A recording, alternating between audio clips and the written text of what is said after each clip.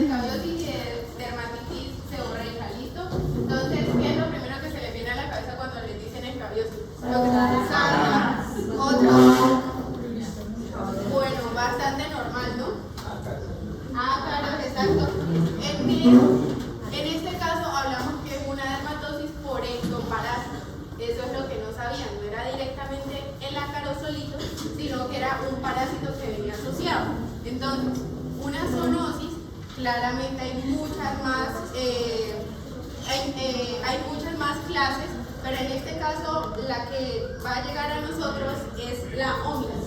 Entonces, es una infestación por un ácaro llamado Sarcoptes stabiae de la variedad hominis, que va a ser directamente la de nosotros, porque si en llegado caso nos picara un ácaro de eso, de cualquier otro tipo de un animal, sería autolimitada. Aquí vemos manifestaciones diferentes. Entonces, hablamos que es una erupción eritematosa maculopapular generalizada, que es de características pruriginosas, en este caso de predominio nocturno, en pliegues y en genitales de por sí, y va a estar caracterizada por costras hemáticas, por pequeñas vesículas y los túneles, que va a ser importante con respecto a la parte de la fisiopatología.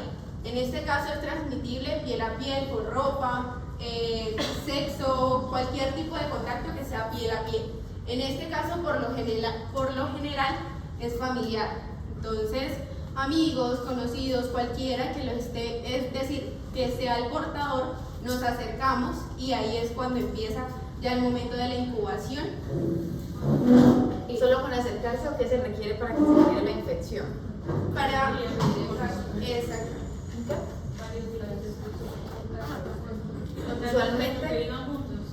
Usualmente compartir espacios comunes, por eso ustedes van a ver que es común muebles, camas, ¿sí?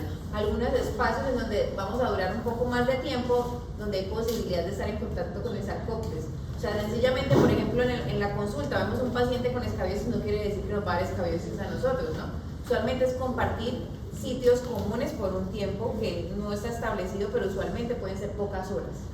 Entonces ahí viene lo de la ropa de cama. La ropa, en llegado caso que yo lo tuviese y cualquiera de ustedes se colocara la camiseta, claramente por ciertas horas tendría una tendencia a también tenerlo, ¿listo? Y bueno, en este caso, la imagen de la parte de arriba, encontramos que es el ácaro, 8 patas, ¿sí? Y en eso se refería a la erupción, que es más o menos todos estos punticos y que también tiene muchos sinónimos, ¿listo? Entonces pueden encontrarlo como acariasis sarcóptica, pueden encontrarlo como sarna, pueden encontrarlo como escabiosis, cualquiera de esos. Con respecto a la epidemiología, esto va sacado directamente de las guías de manejo acá en Colombia y se habla de un aproximado de 200 a 300 millones de personas en todo el mundo que padecen escabiosis anualmente. En este caso, la prevalencia en Colombia es de un 5% y claramente en todas las edades, pero en las que más se encontró son en los 49 años, con un 51.8% de mayor prevalencia en las mujeres. Entonces, ¿qué nos va a interesar en pediatría? Formas infantiles, 5% al 10% en todos los niños en los países desarrollados. Todas las edades, y con respecto a la forma adulta, esta va a ser un poquito menos, va a ser del 0.2, pero hay una mayor prevalencia con respecto al contacto que se le da con las personas por el 71%. Entonces, el agente etiológico, claro, un ácaro. Sarcoptes stabiae var hominis, la clase es Arachnida, la familia es Sarcoptidae, la subfamilia es Sarcoptinae.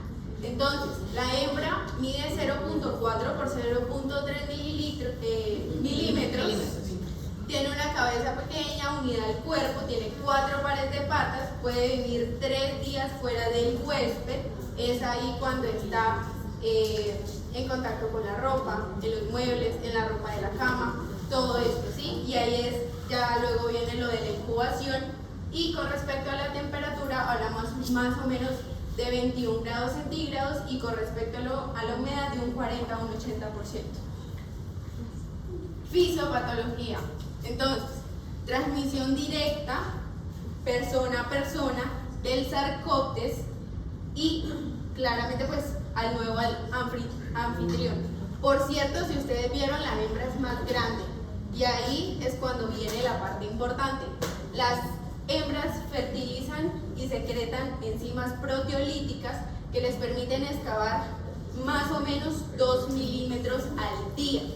Estas hembras es ahí cuando vienen con respecto a los túneles y excavan el estrato córneo, que es una de las capitas que hay en la epidermis. Entonces ponen 2 a 3 huevitos al día que eclosionan en el estrato córneo, como les venía diciendo, en bolsas después de 3 días.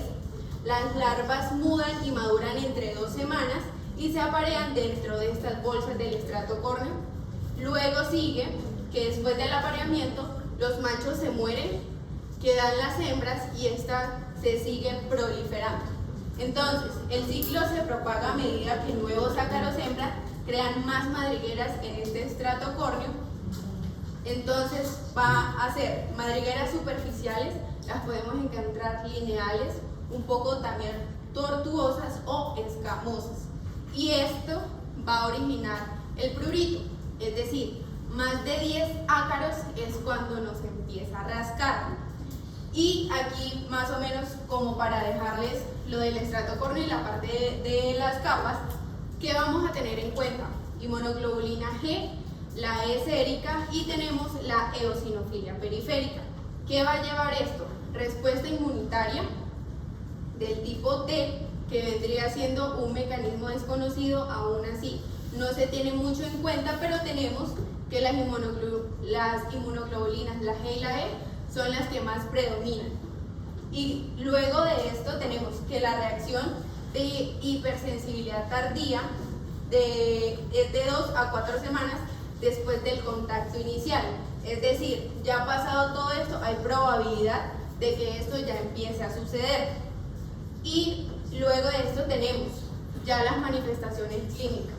Las pápulas costrosas urticariosas, ya en este espacio ya tenemos que deben haber por ahí más de 10 ácaros perfectamente. Tenemos las placas eczematosas, que también es cuando miramos los diagnósticos diferenciales, y la picazón incontrolable en las noches. O sea, nada, ni el agua fría, ni una crema, ni vaya y báñese en lo absoluto. Aparte, como no están en zona superficial, tenemos solamente que están en esos túneles que excavan, que son los 2 milímetros que tienen. Entonces, las pápulas, las placas, ¿a qué va a llevar esto?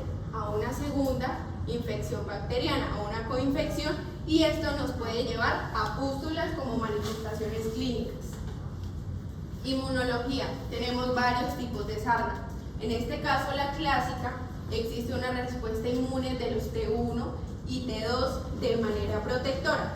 Tenemos la sarna costrosa, que existe una respuesta T2 no protectora en aumento de interleuquina 17, y tenemos la 23 también. El prurito no es solo mediado por la histamina, sino de que también va a estar acompañada de la activación de este complemento. Entonces, los ácaros van a activar los receptores TL3, 4 y 7 en las neuronas sensoriales primarias. Tenemos también proteasas en las heces que activan el receptor 2 activado por proteasas también, y la respuesta T1 que conduce a la producción de interferón, de TNF-alfa y las interleuquina 2 que van a activar estos receptores de prurito. Ya es decir, más de 10 ácaros. Bueno, entonces hasta acá, ¿qué llevamos? Para hacer escabiosis, ¿qué condiciones se requieren?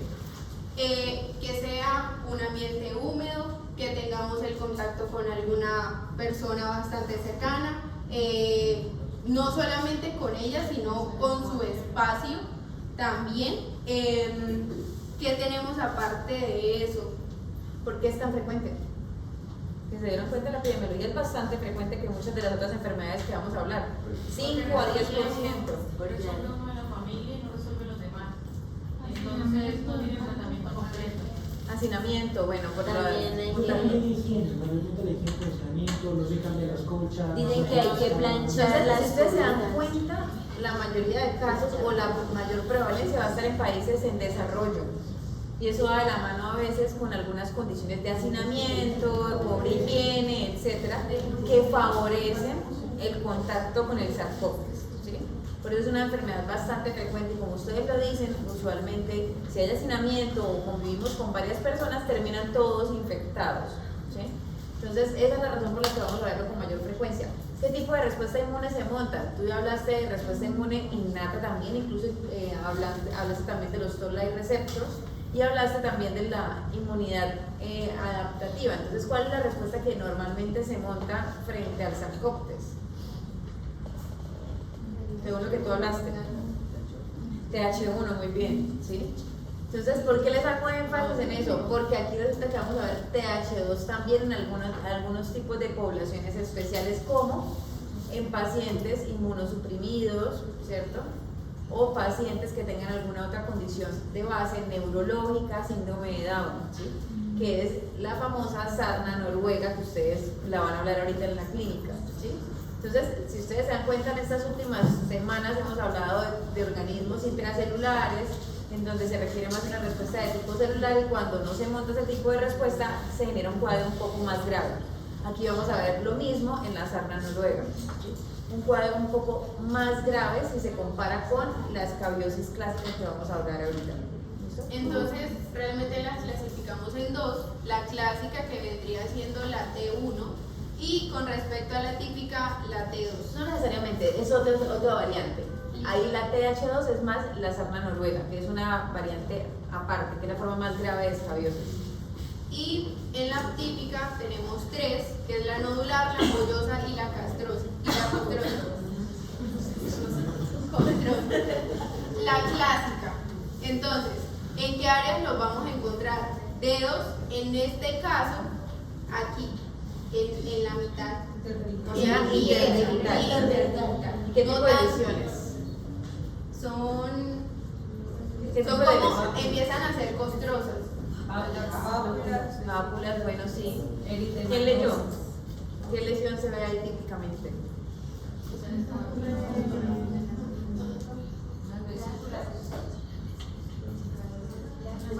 Esos son los surcos. Entonces el que deja el parásito Los y el surcos sacarinos. Ese es el sitio típico de lo que tú hablabas de los túneles que hace el Sarcoptes. Ese es el sitio típico, la zona interdigital. Ahí es donde los vamos a encontrar. Pueden ver pápulas, de acuerdo, pero esa es la lesión elemental típica en esa localización. ¿Qué otros sitios prefieren además de las manos? Genitales y Genitales. pliegues. Muy bien. Y los pies Y también. los pies nuevamente también interdigital. Incluso el borde de los pies también. Y bueno, con respecto a la topografía y en la infancia vamos a tener palmas, plantas, cuello, cara y piel cabelluda también. ¿Qué va a respetar? Respeta líneas imaginarias que pasan por los hombros y por las rodillas. Con respecto a la morfología, entonces ahí es donde vienen los túneles y la presentación clásica de estos. ¿Qué otras lesiones pueden haber? Las pápulas, las escoriaciones y las costras que yo comentaba que era que tenía como a nivel interdigital, pero en este caso vendría siendo lo de los túneles. En la infancia, vesículas y pústulas, y en el crónico, liquenificación y prurigiro nodular. Entonces, si se dan cuenta, las lesiones son variables. Lo primero es que usualmente vamos a ver un paciente con múltiples lesiones y lo más importante, que le pica, ¿sí? Cuando no pica, duden que sea una escabiosis, a menos que tenga algún trastorno neurológico el paciente. Pero usualmente el paciente va a referir prurito y es el motivo de consulta principal. Ahora miremos en detalle las lesiones. Con respecto a los túneles, entonces se forman cuando la hembra ya ha sido fertilizada al estrato córneo y en este empiece a depositar los huevecitos. Entonces, lesiones lineales o serpunginosas, en este caso las tortuosas que yo estaba diciendo que se podían presentar, que pueden ser blanquecinas o de color café claro. En el sitio de entrada presentan escamas y pueden tener como en forma de V. Miden más o menos de 3 a 7 milímetros y con respecto al ancho al 0.4. Son más comunes en palmas, plantas, muñecas, tobillos y a nivel interdigital. Entonces, aquí Ese claramente signo que tú hablabas de la cometa o de la V. de la U. Y Ya vieron el surco a Karina. Ya saben cómo se ve. La eminencia Karina es la misma que el tour de la Karina. Lo mismo. el test de la tinta, entonces vamos a frotar tinta china sobre el túnel y vamos a limpiar el exceso con alcohol. La presencia del tracto de esta tinta hacia el extracto córneo es lo que indica la presencia del túnel, lo que vemos de que se empieza a colorear. ¿Listo? No tiene por qué pasar en una piel que no esté pasando por esta patología ni por este proceso. Sobre todo tiene que ver más por la excavación que permite la penetración de la tinta. De la ¿no? tinta, correcto. Pero Entonces, normalmente como esa inoculación, digamos como inoculación del parásito, se da donde están los túneles. Sí. Lo que pasa es que a veces el rascado hace que se pierda mucho algunas formas de la escabiosis. Depende del tiempo en el que el paciente nos consulta. Cuando es temprano, cuando el paciente nos ha manipulado, uno puede ver los surcos. Pero casi siempre cuando uno los ve ya se han rascado, ya se han manipulado en otros sitios y las lesiones van cambiando, que es lo que vamos a hablar ahorita. Mi pregunta es, ¿podemos encontrar esos surcos? ¿En otros sitios? Porque yo, pues, de los niños que hemos visto con escabiosis, veo uno mucho como el compromiso a nivel de la espalda y del abdomen. ¿Y qué es lo que ves? O sea, se ve así como la mácula o la pápula eritematosa. No ves tanto los surcos, ¿verdad? Eso es lo que... No es típico, sino en las manos. Es más frecuente en las manos. Usualmente en el resto de sitios se inocula. Y vamos a ver más son escoriaciones y vamos a ver cosas lineales, sobre todo por rascado. O vamos a empezar a ver pápulas, vesículas o pústulas cuando aún no se han roto por el rascado. con respecto a la sintomatología, tiene que Señora. ¿Qué tan extensos pueden ser los túneles que hagan? No, son líneas cortas. O sea, en realidad no lo van a ver como líneas largas. Es más, no es tan frecuente verlo. ¿Sí? Si uno lo ve, le ayuda, pero si uno no lo ve, no lo descarta. Doctora, ¿en qué va que el prurito, ahora como había mencionado, que predomine más en la parte nocturna? Bueno, eso es discutido, incluso hace algún tiempo hablábamos acerca de las patologías de prurito, no solamente de la escabiosis, y por alguna razón, usualmente el ritmo circadiano del prurito es más de noche, no solamente de la escabiosis, sino de la mayoría de las patologías pruriginosas. Hay quienes tienen la teoría que es que porque en la noche ya estamos concentrados en nosotros, no estamos trabajando, no estamos haciendo nada más, entonces posiblemente eso hace que uno tenga más la sensación de prurito, pero hay otros que consideran que realmente el prurito sí es más intenso en la noche desde el punto de vista molecular. ¿Sí? No solamente eso pasa en las escabiosis, eso también lo vas a ver en dermatitis atópica, por ejemplo, que lo vamos a hablar la otra semana. Y en síntomas, claramente con la fisiopatología que vimos de las hembras, los síntomas empiezan a aparecer de 3 a 6 semanas de la primoinfección y en casos de reinfestación de 1 a 2 días, que claramente el paciente ya haya pasado por este cuadro. O sea, hace una sensibilización. Exacto. Y tenemos que es... ¿Cuál de las dos es más fuerte cuando es reinfectación? ¿Te refieres en cuanto a manifestaciones clínicas? Realmente no es que la una sea más grave que la otra. Una es más rápida que la otra. En realidad, es más O sea, es por la aparición de los síntomas. es más rápida, cuando ya has tenido contacto antes con el sarcópteris. Con respecto al secundario, la respuesta inmune, hablamos de TH1, el prurito como síntoma cardinal casi en el 90%, el 10% ya vamos a buscar realmente si encontramos los túneles, si vemos el test de la tinta china positiva, si el paciente más o menos empieza a decirnos no, sí, puede que concuerde con el tiempo, que más o menos hablamos de la fisiopatología. Entonces, 50% refieren familiares con prurito, es decir, contacto con las sábanas, con la ropa, en un ambiente familiar y que es más intenso durante la noche. ¿Qué otras lesiones? Pápulas sólidas de 2 a 4 milímetros de diámetro, elevadas y fáciles de palpar, por eso son pápulas.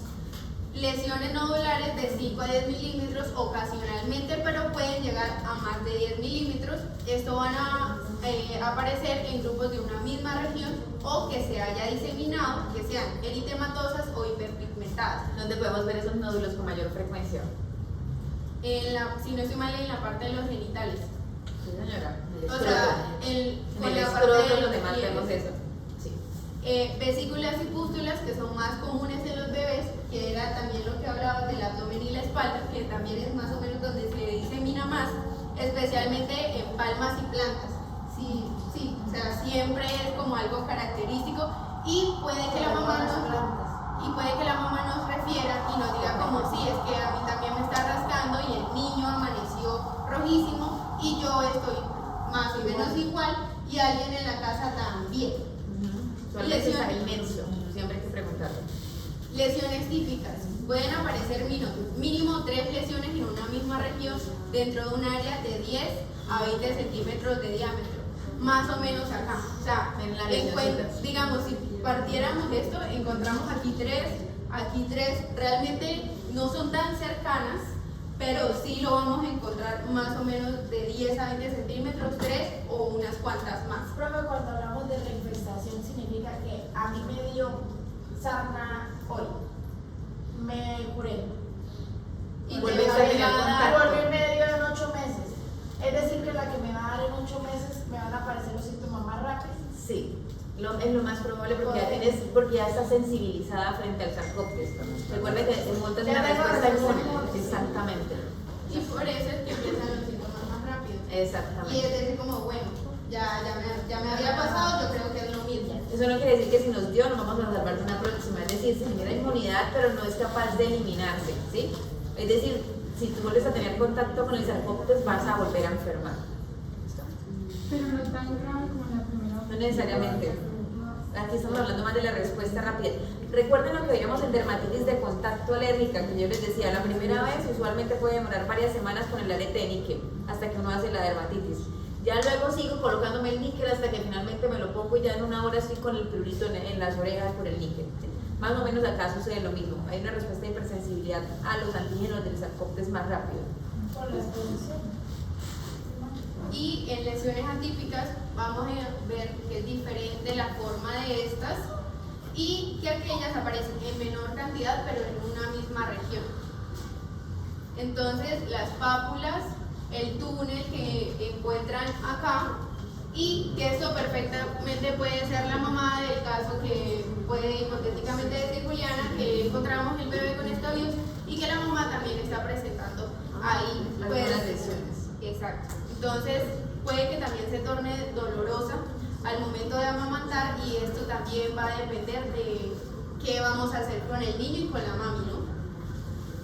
Túnel, pápulas, a nivel interdigital, las vesículas, aquí empiezan lo de las costras hemáticas, las pápulas y a nivel pues genital que podemos encontrarlas. Bueno, también que podemos ver pústulas, también placas eczematosas, es decir, la presentación clínica es bastante variable. Pero en este caso ya hablaríamos de más tiempo con la patología y ahí ya la presentación de pústulas y los eczemas. Y también que ahí puede empezar con la coinfección. De tanto rascarme, se me empieza a formar la costra o la pústula y empieza a sobreinfectarse la región. Entonces, en niños, costras, pápulas, vesículas. ¿Qué más piensan ahí si ven ese niño con esas lesiones? Además de escabiosis. Bueno, algo de impétigo en la cara pudiera sospecharse. ¿Qué otras patologías me pueden dar también en este grupo etario? Lesiones a nivel de los pies, manos, la varicela. Sí, de acuerdo, hay vesículas, hay pápulas. ¿Qué otra? La sífilis estacional es lo que hace la lesión. Bueno, si tú ves sífilis, usualmente tienes también los dientes de Hutchinson, nariz de silla de montar, tienes otras manifestaciones clínicas. Una roceola. Una roceola. Bueno, es más extenso, pero hago referencia al compromiso muy acral. ¿Qué otros microorganismos? ¿Cuál? Molusco contagioso. No es tan frecuente en esa localización. Cianotic Crosty, ¿lo han visto? Síndrome de Janotti Crosty, mano, pie, boca también. No, son dos diferentes, Pero mano, pie, boca es un diagnóstico diferencial teniendo en cuenta que afecta mucho manos y pies como en estos pacientes. Y el Janotti Crosty también, donde son lesiones papulares, pero que respetan el tronco.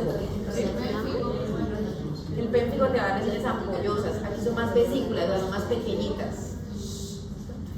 Bueno, sigamos. Esto en niños, los túneles, los nódulos en el glande, las pápulas en las plantas de los pies. Hay sobreinfección claramente. Exacto. Lo que hace es todo Es lo de decir, reconocer. más evolución y sobreinfección. Entonces, escabiosis nodular, axilas, ingles, genitales y tronco.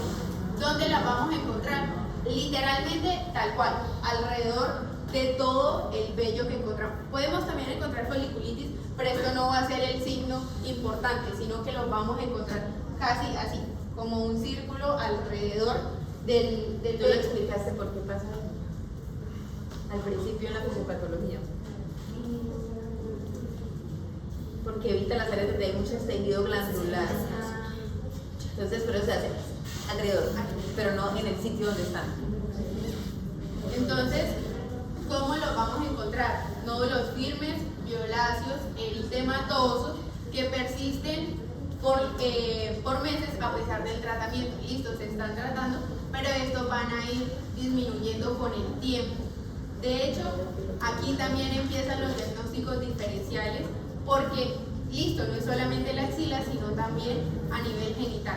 Entonces vamos a tenerlos como en cuenta. Escabiosis ampollosa, ahora sí con lo de Ahora sí el pénfigo. Juliana.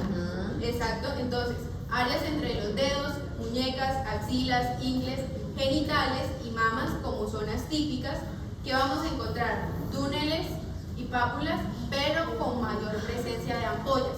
Y eso es clave, ¿sí? Porque la pregunta que tú hacías, en el pénfigo vamos a ver solo ampollas. Aquí tenemos que ver la diversidad de lesiones, ¿sí?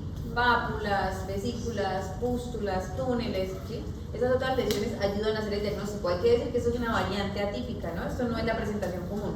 Lo más común es que sean vesículas pequeñas, ¿sí? Esto es una variante. Doctora, ¿y alrededor de la zona puede presentarse edema o eritema? No. Solamente en Solo una ampolla. Y en este caso se cree que es por una sobreinfección del estafilococcus aureus. Exacto. Es el impético ampolloso que ustedes ya vieron. Como también el diagnóstico diferencial.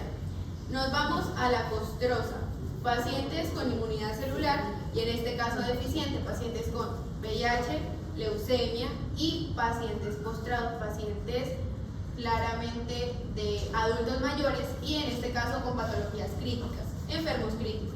Entonces, ¿a qué los vamos a asociar? Al HLA, A11 y a la proliferación profusa de los parásitos en la epidermis. Topográficamente acentuado en zonas acrales, como lo vemos ahí en el señor, en la superficie extensora de los codos y ya vemos también en los pabellones auriculares. Esta es la que le podemos decir la sarna noruega. ¿Por qué se verá así?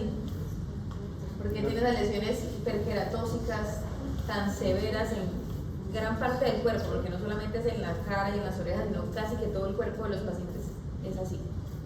La respuesta es la inmunidad. ¿Qué pasa con la respuesta inmune? Usted dijo que era TH2. ¿Y eso qué tiene que ver? Ah, Que el paciente está lleno de sarcóptes. Si en la otra habían 10, 20, aquí puede tener muchísimos, miles de parásitos, ¿sí? Entonces la cantidad de parásitos es bastante alta, por eso ustedes van a ver ahorita cuando hablemos de tratamiento que el esquema terapéutico es mucho más intenso en este tipo de escabiosis. Y doctora, dice que cuando empieza a caerse la costra hay parásitos y se difumina muy rápido, entonces si vamos a un hospital, se puede formar una epidemia en el Claro, hospital. perfectamente, es una enfermedad muy contagiosa, ¿sí? Entonces hay que tener mucha higiene. ¿Por qué no pasa eso en una escabiosis común? Porque recuerden que el rascado también hace parte, digamos, de reducir la cantidad de parásitos incluso también. Esos son pacientes que tienen trastornos neurológicos, pacientes, por ejemplo, Down o algunas otras condiciones de base que favorecen un poco la pérdida del rascado, ¿sí? pues a mí me genera un cuadro más grave. Diagnóstico clínico completamente y nos va a ayudar claramente la biopsia de piel. Entonces, se confirma con el hallazgo del parásito en las escamas de la piel infectada a través del examen directo o el acarotest.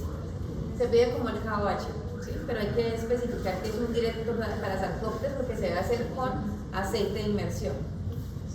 Con KOH, Hallazgo de como se piden, como lo que se piden los hongos. Cuando usted pide el KOH para sarcópteros, Ustedes deben esperar porque es que en el sistema les va a aparecer directo o KOH, es ese.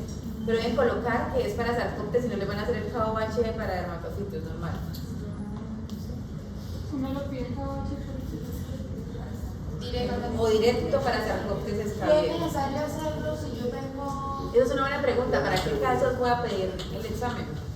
porque si clínicamente yo ya sé?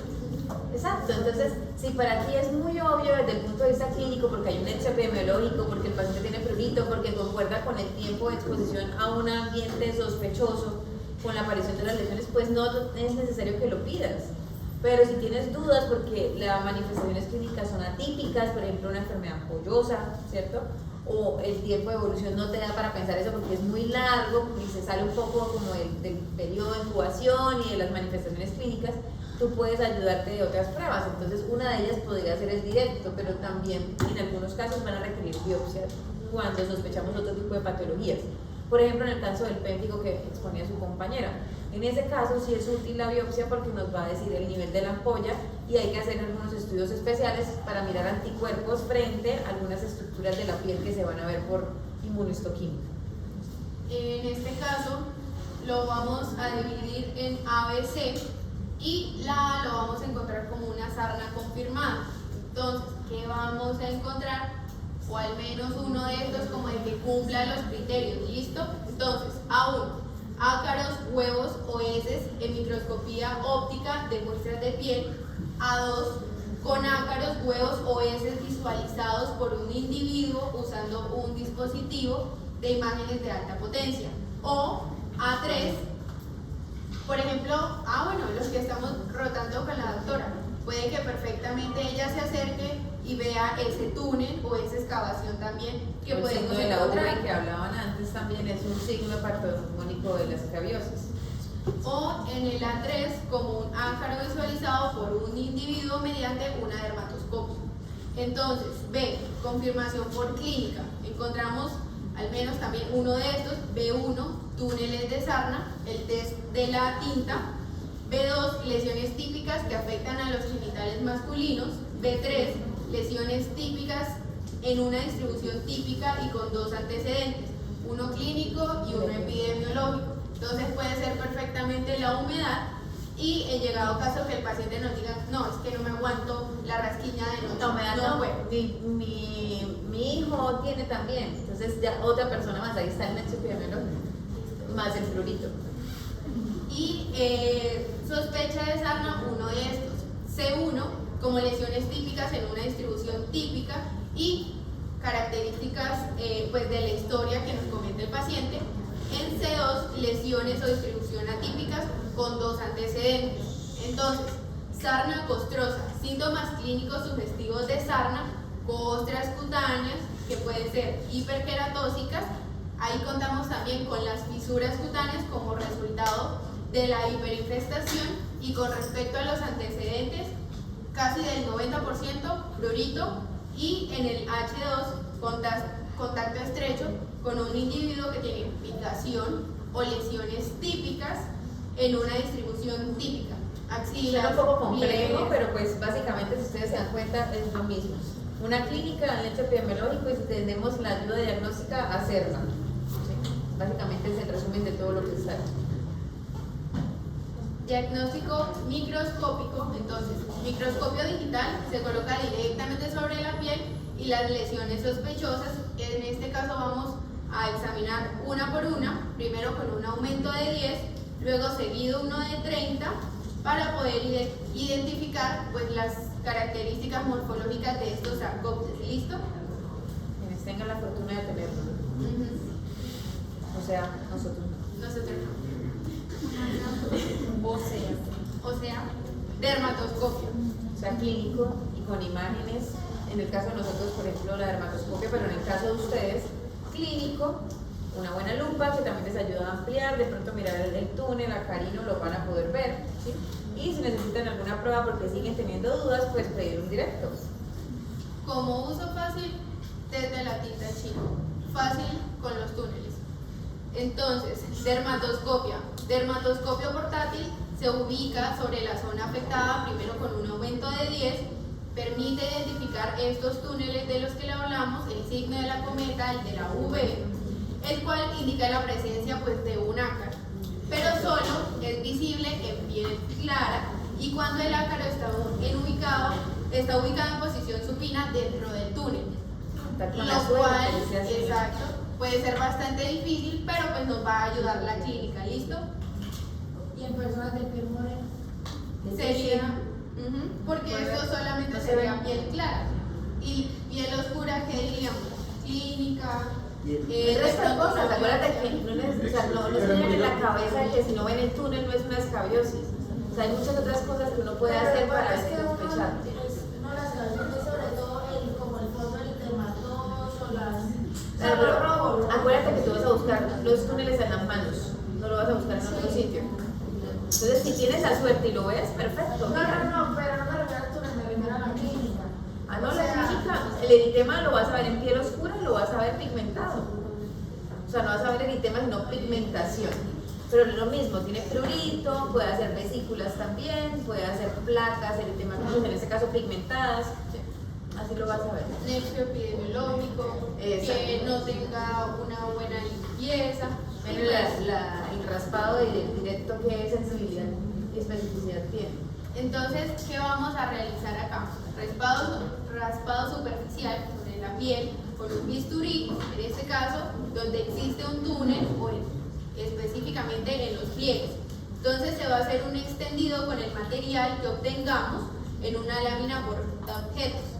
Luego de esto se va a llevar al microscopio, lo vamos a observar en 40 y se va a determinar pues, la presencia del parásito del que estamos comentando en los huevos o en este caso su materia fecal en la muestra analizada. Entonces, si hablamos de la sensibilidad de este, sería del 46 al 90% y una especificidad del 100%. Entonces, este pues nos va a ayudar muchísimo más que todos los anteriores. Tratamiento. Varias opciones, yo creo que hasta ivermectina con lo del cuento del COVID hace unos cuantos años también podríamos tener en cuenta esto. ¿Listo? Lo primero, ¿qué es lo principal que vamos a indicarle a los pacientes? Sería Control de fomites. Si no controla los fomites, va a haber infecciones. Eso es lo primero. ¿Cómo controlas eso? ¿Los acaricidas sirven? Primero, sirven los acaricidas porque los pacientes siempre están tentados a comprar acaricidas todo el tiempo. O planchar, Entonces pueden comprar todos los acaricidas que sean, pero lo más importante es recuerden que el parásito es termolábil. Entonces el calor es lo que más nos va a servir.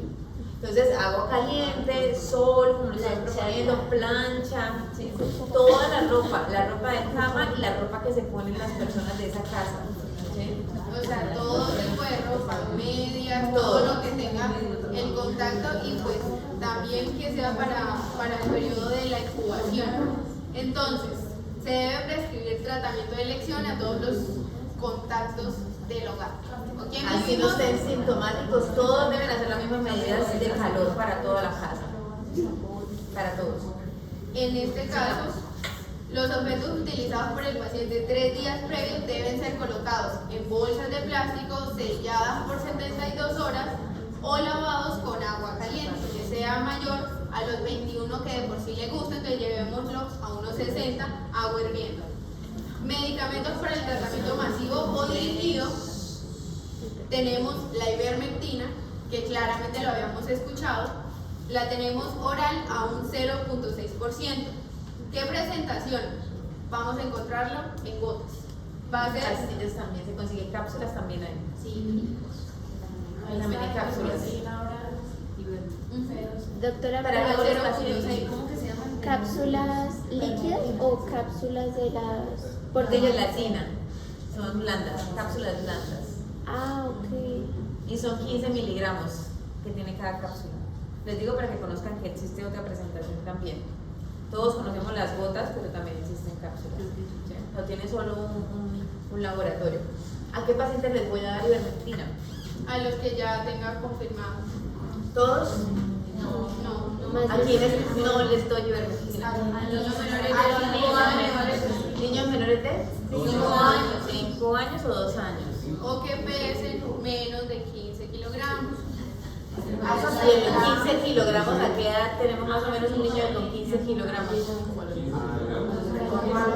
Hay 3 años, hay 3 años máximo, 4 años. ¿Listo? Bueno, entonces, importante el peso. Nosotros tuvimos un caso en el turno de noche y de una bebé que tenía 30 y le mandaron, era una loción. Ah, pero no hay ivermectina. Vaselina cifrada. Oral no. No, es que oral está contraindicado.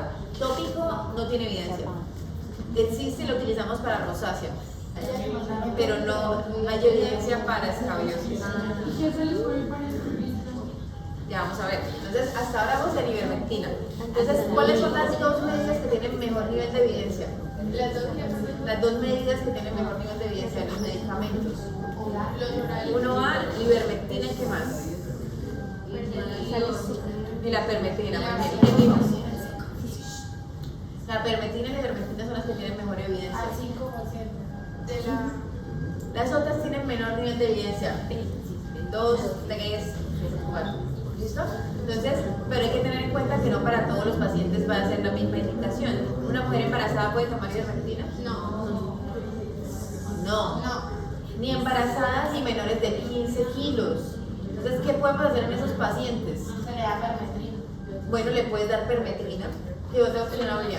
La vaselina. Y la vaselina azúcar. Entonces, pasta de azufre al 10%. Doctora, una pregunta. Yo tengo entendido que también existen jabones de azufre. ¿Esos también serían buenos? Lo que pasa es que no alcanza a tener el tiempo suficiente de contacto. Por eso no lo utilizamos. Entonces, preferiblemente Mejor que vaselina. se deje tópico. ¿Cuántas horas se debe dejar la pasta de azufre y la permetrina cuando le decimos al paciente que se lo aplique? 10 minutos. 10. Pues no le hace nada. Es toda la noche y en la mañana se lava. Y Toda la noche, de 8 a 12 horas. Y ya en la mañana se lava. Se le debe decir a los pacientes. Entonces se aplica de cuello a pies en la noche y al día siguiente se bañan en la mañana. Profe, si tiene lesiones en cara. Ordenados. Y si tiene lesiones en cara. Hay que tener cuidado. ¿No le sirve? No, sí puedes usarlo. Lo que pasa es que hay que tener cuidado que gran parte de la población son niños. Entonces hay que tener cuidado con la toxicidad, ¿no? Que no vayan a consumirlo. Se usaría igual que el imiquimol. Se utilizaría vaselina sola como protector o no importa. Si tú tienes temor de dar algo de toxicidad en la cara a un niño, puedes utilizar pasta de azufre, que es menos tóxico que la permetrina. ¿Sí? Doctora, una pregunta. El imiquimod también, porque yo tengo entendido que no se utiliza en la cara. No, ella se refiere a otra cosa, a otra patología, a otra patología diferente. No. Medicamentos para las escabiosis, ya tú lo mencionaste, ivermectina, ¿cierto? Permetrina, 5%, vaselina azufrada o pasta de azufre, ¿qué otra? Y el benzoato Benzoato de bencilo, ¿qué más? Profe, la permetrina, el Gamabenceno Plus, ¿Eso qué es? Es permetrina, ¿Es una marca? pero en la misma concentración, porque son los que Entonces tienes que tener en cuenta la presentación de champú crema, ¿no? Porque el champú lo utilizamos para la pediculosis. Sí, es diferente. no, pero a veces usas crema. Lo mismo, al 5%. Entonces, tenemos también benzoato de bencilo. Tenemos también, ¿qué otra cosa utilizamos que incluso lo usamos mucho para el librito? Antihistamínico. Tópico. Los corticoides, la velcro. Contraindicados, no las dan corticoides a una infección. ¿Qué más? ¿No lo tienes ahí?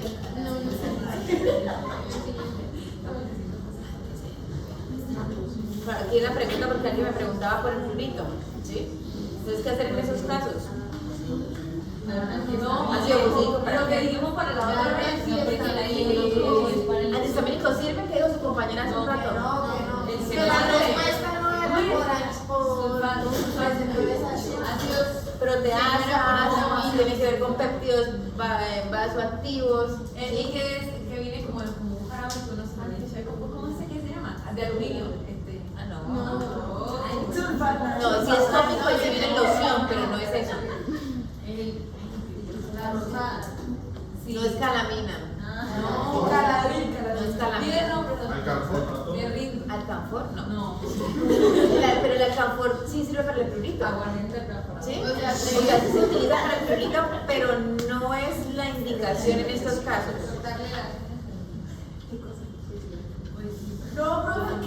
Tarea. Lo van a buscar. Y lo otro que van a buscar es cómo manejan la sarna noruega. ¿Listo? Porque no se maneja igual que la escabiosis. ¿Cómo se da la dosis? Ustedes estaban hablando de aplicar, bueno, la permetrina hoy, ¿cuándo la repiten? A la semana. Y la ivermectina. Es dosis única, es dosis única y se puede repetir a la semana. A la semana.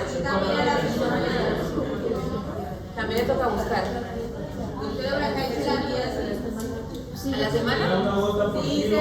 Es una 2 miligramos por kilogramo de presión y se debe repetir la misma dosis por una semana, o sea, 7 días de 14 días. O sea, Van a buscar cuál es la de la sarna noruega. o sea, son 2 dosis. Son 2 dosis. Una era. Y van a buscar cómo se da la sarna noruega porque son unos días específicos.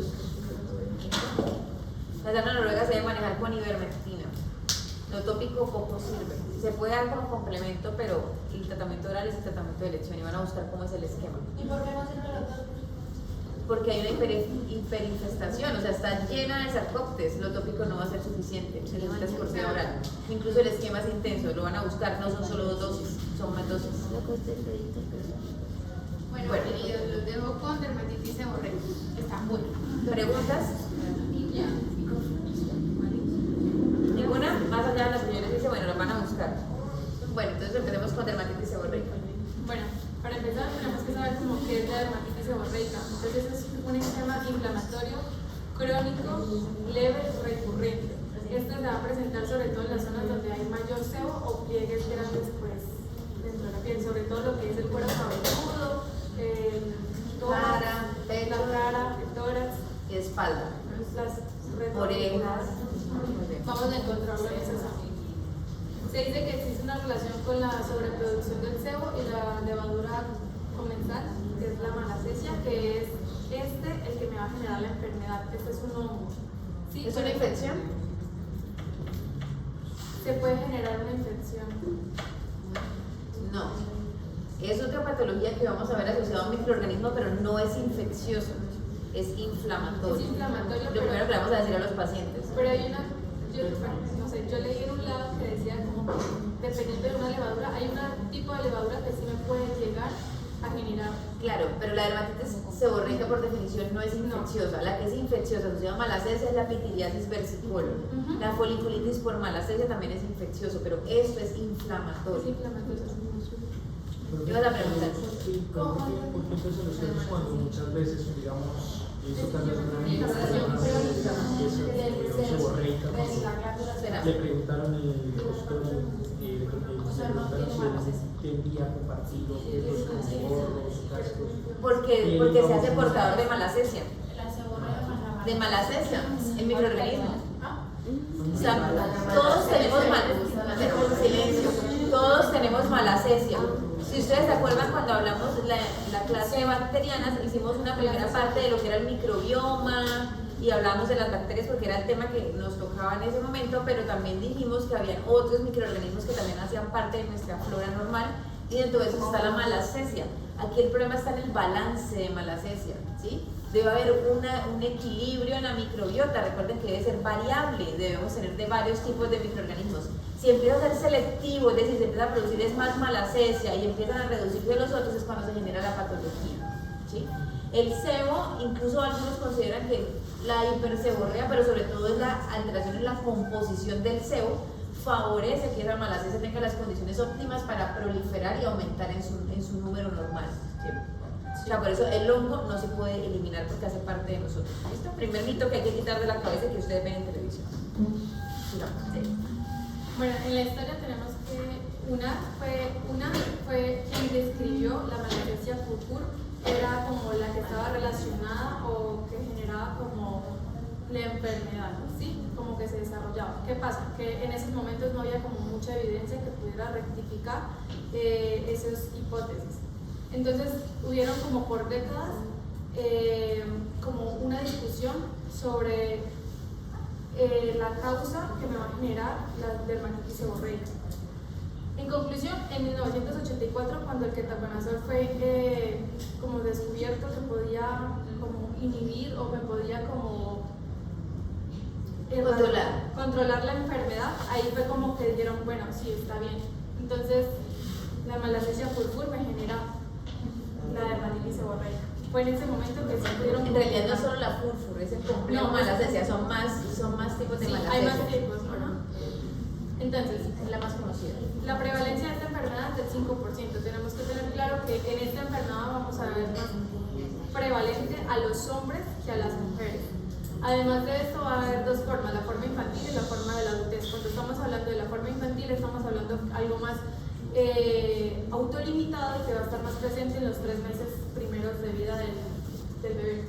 Ahora, en la forma adulta es algo más crónico, lo vamos a ver sobre todo en la cuarta y sexta década y va a ser más recurrente. Desde la tercera ya se ve con frecuencia. Sí, ok. Después no lo vamos a encontrar en los infantes, sino hasta la pubertad, porque pues, ahí empiezan, hasta la pubertad pueden empezar ustedes como a ver como este tipo de enfermedades. Antes no, pues porque no se ha desarrollado sobre todo la glándula. Y en los primeros meses es por el nacimiento. Pero la mamá. Sí, es por la mamá. Bueno, esta enfermedad es multifactorial, o sea que no vamos a encontrar una sola explicación, sino que van a haber varias explicaciones por las cuales se nos puede generar una malacesia. Entonces, en primera vamos a encontrar que puede ser por un sobrecrecimiento del hongo. Entonces, tenemos que tener en cuenta que estos tienen diferentes tipos de levaduras. Entonces, una puede ser la malacesia global y la otra la restrictiva. Estas dos me pueden... La restricta y globosa. Restricta y globosa me pueden generar una inflamación. O sea, estas son las que me pueden generar más inflamación. Sin embargo, como decía la profe, vamos a ver que la malacesia purpur sí está como en nuestro día a día, en nuestra microbiota. Lo que pasa es que si el huésped está predispuesto, me puede generar y se me puede desarrollar la enfermedad. Tengamos en cuenta también de que ellos tienen como una actividad lipofílica, ¿sí? Una actividad de la lipasa. ¿Esto qué quiere decir? Que las enzimas que hidrolizan los triglicéridos me van a llegar a formar ácido oleico y ácido araquidónico. Entonces, estos ácidos lo que me van a hacer es inflamatorios. Sí, me van a seguir inflamando. Además de esto, pues pueden generar una degradación de los queratinocitos y me pueden dañar como la barrera y seguir con lo que es más inflamación. Ahora, de la hiperactividad glandular, se dice que hay personas que tienen piel sebácea, pero que no tienen dermatitis seborreica, y otros que tienen dermatitis seborreica, pero tienen regulados el sebo. O sea, es completamente... Exacto, y ahí es cuando yo les digo la composición también es importante. ¿Sí? Puede que la cantidad no sea excesiva, pero sí la composición está alterada y eso sí favorece la sobrepoblación de malacesia. Sí, y sobre todo porque la malacesia va a haber una falla en la fábrica de la capa microfibrilar, por lo tanto pues va a haber como una descomposición como de las cantidades. Va a haber una alteración en la composición lipídica. Sí. Lo otro, encontré que hay una parte genética, no está totalmente como avalado, pero hay una parte genética que puede haber como 11 mutaciones. Entonces, entre ellas, los genes que codifican a funciones inmunes, los genes que codifican a la diferenciación epidérmica, genes que codifican a la biotinidad. Muy bien, eso es importante porque vamos a ver un cuadro muy discutido, no sé si ustedes lo tienen incluido, pero aquí se habla de la enfermedad de Leiner. Algunos consideran que es una enfermedad aparte, hay quienes consideran que es una dermatitis seborreica severa y tiene que ver con esta alteración inmunológica, en estas mutaciones genéticas. ¿Sí? Y eso, por eso explicaría por qué hacen estos cuadros de manera temprana en la vida, ¿sí? Que ya es un error en algunas proteínas. Sí. Pero como tal, pues no hay tanta... Sí, es bastante dudoso. Sí, todavía, pero pues los puse como para que lo tengamos en cuenta. Porque se mencionan como teoría. Otra es la respuesta inmunitaria. Se dice que pues hay disminución de los linfocitos T, CD4, lo que me va a generar pues, no hay digamos que no hay muchos estudios que me puedan hablar sobre esto, pero también me pueden decir que hay una disminución de los linfocitos T, CD4, que al haber 200 o 500 en una enfermedad como el VIH me pueden generar o me va a decir como la dermatitis se va a considerar un marcador cutáneo para estos pacientes. Es decir, no quiere decir que por el hecho de tener dermatitis está inmunosuprimido el paciente, pero usualmente uno sí ve que el paciente inmunosuprimido hace formas más graves. Igual pues no, tampoco hay tantos estudios, pero también lo pudiera explicar. Sí. Bueno, entonces ahora vamos a hablar del diagnóstico de la dermatitis seborreica. Hay que tener... Entonces, dentro de los factores asociados vamos a ver que son hombres usualmente, pero las mujeres también tenemos riesgo después de la tercera década de la vida, pero hay un cuadro también en la infancia, ¿cierto? Que hay algunos factores que también lo favorecen, entonces patologías neurológicas, no sé si lo revisaron, pero pacientes con enfermedad de Parkinson, ¿cierto? Con Alzheimer, ¿sí? O con pérdida en la movilidad de la cara, que hace que se acumule más sebo, favorece dermatitis seborreica. La inmunosupresión, también como el VIH, si bien no es un factor asociado, sí podría hablarse de gravedad en estos pacientes. ¿Sí? Es decir, si yo veo una dermatitis seborreica grave en un paciente sin ningún factor de riesgo, debemos estar pensando que dentro de las cosas asociadas está el VIH. ¿Hasta acá preguntas? Sé que están cansados. O sea, no siempre es por malacesia. Sí es por malacesia, lo que no siempre es por púrpura. Puede ser por otros tipos de malacesia, pero es una enfermedad causada por la malacesia. Pero no es contagiosa. No es contagiosa. Lo que hablaban de los vómitos tiene que ver más con que tú te pases malacesia, ¿sí? Que alteres tu microbiota, más no es un cuadro infeccioso, distinto a la pitiriasis versicolor. Que es un cuadro O sea, todos tenemos malacesia, pero en ellos se sobreprolifera. Exacto. Obviamente tienes que tener factores locales, ¿sí? Si tú no tienes una alteración en tu composición del sebo, si tú no tienes una seborrea, pues tienes menos chance de hacer la enfermedad. Incluso ese factor genético que desconocemos también es importante. Si tú no tienes ese factor genético, tampoco vas a hacer dermatitis simplemente por compartir un cepillo. Bueno, entonces vamos a hablar del diagnóstico. Hay que tener en cuenta que el diagnóstico es netamente clínico. Entonces vamos a encontrar varios parámetros que nos van a llevar a poder pues diagnosticar la dermatitis. Entonces tenemos primero la forma de presentación. ¿Cuál es el tipo de lesión? Parches muy delimitados o placas finas como las que podemos observar acá en la imagen. Si ustedes se dan ¿Ese cuenta, paciente que tienen? Los que están rotando conmigo. Los que ya están viendo para esos días. ¿Quién dijo? Muy bien. ¿Por qué?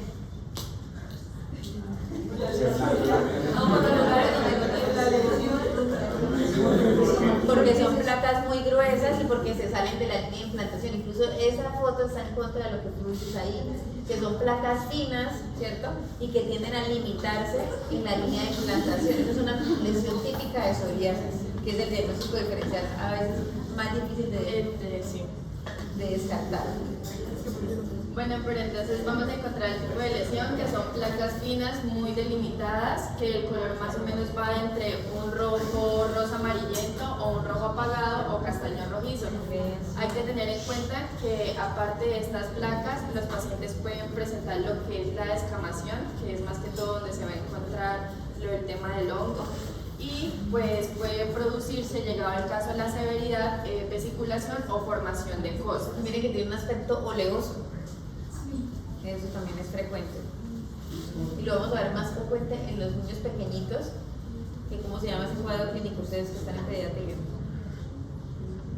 De esa placa amarillenta. ¿Cómo sí? Muy bien.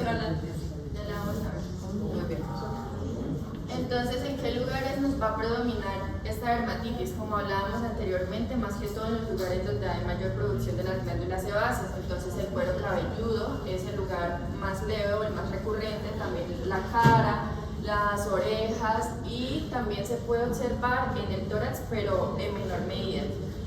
El curso de la enfermedad es un curso leve con pocas molestias o moderadas. Depende, hay pacientes que se le Depende genera del mucha tipo de incomodidad. ¿Eso pica? Sí, puede picar. Eso es lo que llamamos caspa. Pitiriasis capitis se llama en término médico eso. Es una manifestación. Es una manifestación, pero eso solo es descamación. Usualmente la dermatitis además se acompaña de eritema. O sea, no solamente descamación, sino también eritema que lo acompaña. Eso entonces es una ostra láctea, ¿no? Entonces, la visto, me imagino. Ajá, entonces como hablábamos anteriormente, se da más que todo en los lactantes y en los adultos. Entonces, por ejemplo, en el caso de los lactantes que nos vamos a encontrar, que esta va a comenzar aproximadamente una semana después del nacimiento del niño y le puede durar varios meses, más que todo como hasta los 3 meses. Al principio el niño comienza a presentar como unas escamas grises, leves, que pueden ir más que todo en la fontanela anterior y que se pueden desplazar o extender hasta el resto del cuero cabelludo. Pero va a llegar un punto en que esta inflamación, que estas escamas van a engrosarse o adherirse y van a tomar una coloración amarillenta, que es como lo que observamos en esta imagen llamada la costra láctea. Muy bien, sigamos. Aparte de esto, no solamente lo vamos a encontrar en el cuero cabelludo del lactante, sino que también van a haber ciertos pliegues en donde se puede adquirir. Entonces vamos a tener que el niño puede tener la dermatitis en las axilas, en los pliegues inguinales, en el cuello, en los pliegues retroauriculares, incluso en los genitales, que estas zonas van a estar muy inflamadas, son placas de color rojo brillante, muy eritematosas, que hay que tener mucho cuidado con esto porque se pueden sobreinfectar, más que todo por cándidas o por estreptococos del grupo B. A, B, No, betabolítico del grupo A. listo. Entonces, pues hay que tener cuidado porque al adquirir esta sobreinfección, el niño puede presentar ya pústulas escamosas de tipo psoriasis. Aquí es importante el compromiso en el área del pañal, porque la otra semana cuando hablemos de dermatitis atópica se van a aparecer un poco, solo que la dermatitis atópica afecta al área del pañal. Solamente la respeta, ¿no? Acá vemos que la compromete, para que lo tengan presente como los diferenciales. Entonces vamos a hablar una vez del tratamiento En los pequeños. de los pequeños. Okay. Entonces, por ejemplo, en los lactantes que vamos a hacer, le vamos a indicar a los papitos que esto es de medidas generales. Entonces, primero tener un buen aseo con el bebé, aplicarle champús neutros, o también se pueden utilizar emolientes como por ejemplo aceites minerales o la vaselina, con el fin de hidratar, humectar, y también indicarle al papito que, por ejemplo, con un cepillito puede hacer el suavemente. Hemos visto casos en los que enérgicamente desean quitarla rápidamente y eliminar mecánicamente de una manera muy inflamación terrible en cuero cabelludo. Entonces, con aceite suave, con calma, se va quitando poco a poco, con buena higiene, y si eso con va a ir estas, resolviendo. exacto, Eso si es con limitado. estas medidas ya, por ejemplo, del baño, del champú, o de tratar de hacerlo con humectantes, entonces ya vamos a llegar a pensar, por ejemplo, en usar la crema de ketoconazol al 2%, pero es en estos casos más severos. Y también en algunos casos pues nos hablaban de los corticoides tópicos, pero pues no es que sea la primera línea de elección. Eso más que todo cuando hay un componente inflamatorio, ¿no? Como por ejemplo más que todo el de los pliegues que veíamos ahorita, pues con el fin de aliviar. Y la enfermedad de Leiner que hablábamos hace un momento usualmente se manifiesta más como una eritrodermia, que ya lo hemos hablado extensamente en las clases, que es la eritrodermia, y son pacientes que están rojos todo su cuerpo, están descamando y terminan usualmente también con pérdida de proteínas, hospitalizados y pues con sobreinfección, incluso pueden hacer sepsis. Usualmente esos pacientes tienen alteraciones en el sistema inmune innato y hay que buscarlas, pero algunos libros consideran que hace parte de las presentaciones clínicas de la dermatitis seborreica. Ahora adultos. Ahora hablamos de la dermatitis en adulto. Entonces, como decíamos que el cuero cabelludo era el lugar, por ejemplo, de mayor prevalencia de desarrollar esta dermatitis, entonces el paciente puede presentar lo que preguntaba Juliana, la pitiriasis simple capilar, que es una manifestación que es esa caspa, esa descamación fina, blanquecina, pero ella va a ir acompañada de un componente inflamatorio y de un componente de prurito.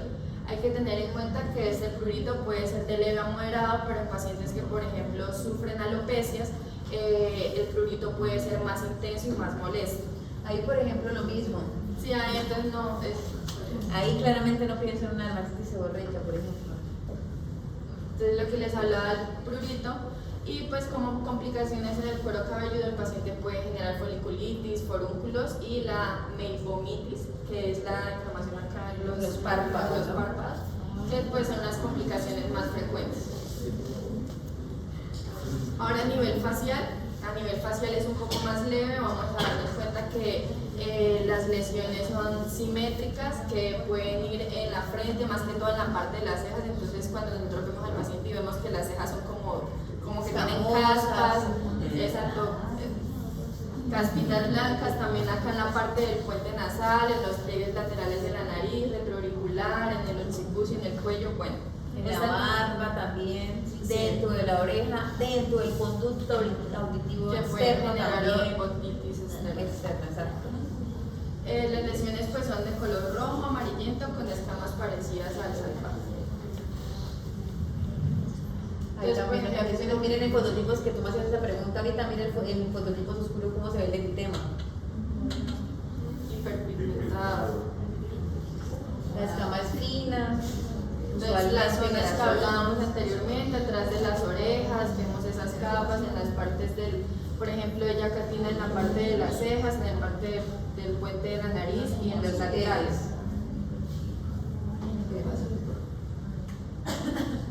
Y hay que tener muy en cuenta que esta dermatitis, como decíamos, tiene un curso crónico que puede ser manejable, pero que en pacientes, por ejemplo, que tengan algún tipo de inmunosupresión como el VIH, enfermedad de Parkinson, otras causas de movilidad como accidente cerebrovascular, son pacientes que no van a tener una dermatitis tan leve, sino que ya esta dermatitis va a ser más severa. Por último, el tratamiento para los adultos. Entonces, en pecho y en espalda van a haber lesiones de aspecto petaloide, o sea, se ven como plaquitas rojas en el pecho y en la espalda también, incluso algunas con aspecto psoriasiforme. Entonces, el diagnóstico diferencial en esos pacientes es la psoriasis y es bastante difícil a veces hacer la discriminación entre una y otra. Hay que basarnos en otras cosas, compromiso umbilical, por ejemplo, compromiso en codos y rodillas, que no es típico de la dermatitis seborreica, lo que hablábamos de la línea de implantación y demás, ya algunos ya están sensibilizados de cuál es la morfología típica del cuero cabelludo. Diagnóstico clínico, excepto en esos casos en los que es difícil diferenciarlos, la histopatología nos puede ser útil. Desde una biopsia podría diferenciarnos una psoriasis de una dermatitis seborreica. Si ya tenemos claro que es una dermatitis seborreica, ¿qué es lo primero que le vamos a decir al paciente? Bueno, que no es infecciosa, ¿qué más? Que no se va a curar, que ustedes no lo van a curar. Entonces tiene que ser clarísimo. Que si el tratamiento le sirva, tiene que continuar. Es una enfermedad crónica recidivante, punto final. ¿Se puede controlar o no se puede curar? Pero el tratamiento es de todos los días o cuando le aparece. Entonces hay tratamientos de ataque y tratamientos de mantenimiento. Entonces, ¿cuáles opciones terapéuticas tienes y en qué presentación? La verdad, la lectura siempre nos hablaba, era 100% de los azoles tópicos, como por ejemplo el ketoconazol. Exacto, utilizamos azoles, ya sea en aplicación y en champú. Champú, crema, loción. ¿Listo? ¿Cuándo vamos a utilizar azoles por vía oral? ¿O no se utilizan nunca? Sí, ¿En qué casos? en el ataque. Cuando tenemos un compromiso muy extenso, entonces tenemos pacientes con lesiones en cuero cabelludo, cara, pecho, espalda, entonces a veces no va a ser práctico la terapia tópica. En esos pacientes pudiéramos indicar tratamiento oral. Pacientes VIH, pacientes con Parkinson o cualquier otra condición en donde las placas son mucho más gruesas, más eritematosas, la terapia oral también es útil. ¿Qué se utiliza? Fluconazol y traconazol. No, ketoconazol no. Olvídese el ketoconazol oral. Hepatotóxico. flujo o itaconazol podemos usar y les va bien. Pero acuérdense que eso no se va a curar, se va a poder controlar. ¿Listo? También podemos utilizar esteroides. ¿En qué condiciones utilizamos esteroides? Cuando hay evidencia clínica. Cuando hay inflamación, ¿cierto? Entonces en esos pacientes utilizamos un esteroide según el tipo de la localización anatómica y el grado de severidad, ¿sí? Entonces si es en cara, utilizarán una forma de baja potencia, pero si es cuero cabelludo, de pronto lesiones muy gruesas, etcétera, podemos utilizar una de alta potencia, ¿sí? Recuerden que no es para siempre, no le van a dar el corticoide para siempre, tópico, oral no se ha indicado. Entonces, usualmente le damos un ciclo de 2 semanas, ustedes ya los que han rotado conmigo se dan cuenta, empezamos 1 o 2 semanas, una dosis de ataque y empezamos a bajarlo y no lo dejamos más del mes. Más que todo iniciales. Y también podemos utilizar inhibidores de calcineurina, que son ahorradores de corticoides en el caso tal que queramos bajar inflamación sin utilizar tanto tiempo esteroides. Eso también son De calcineurina, tópico. Existen orales también, porque se utiliza en uso como pacientes trasplantados, se utiliza como inmunomodulador, pero en el caso de la dermatitis es tópico. Y hay otras cosas como sulfuro de selenio, piritinato de zinc y casi que cualquier antimicótico le sirve a la malacesia afortunadamente. ¿Sí? Hay unas presentaciones muy cómodas en champú, sobre todo para sitios amplios, que los pacientes se controlan bien.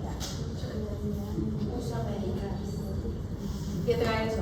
Ketoconazol. O sea, funciona, en teoría pudiera funcionar, pero no deben engañar a los pacientes porque no se van a curar. Doctora, los azoles tópicos sí son cuando tiene la crisis, ¿cierto? O sea, solo durante la crisis y luego lo deja inmediatamente. Sí, inmediatamente. Tú le puedes bajar la frecuencia. Tú le puedes bajar la frecuencia. Ya estamos terminando. Lo aplicas en champú 4 veces a la semana, Acá silencio. no 2 veces por semana, por un mes. Bueno, tú lo puedes utilizar por un tiempo. Digamos que los azoles no hay tanto lío que lo uses más tiempo, pero usualmente los estudios han mostrado que a largo plazo no disminuye tanto las recidivas si se compara con otras cosas como por ejemplo los inhibidores de calcineurina. Entonces por eso no los usamos tan largo tiempo. ¿Por cuánto tiempo O sea, una sería? persona que tenga...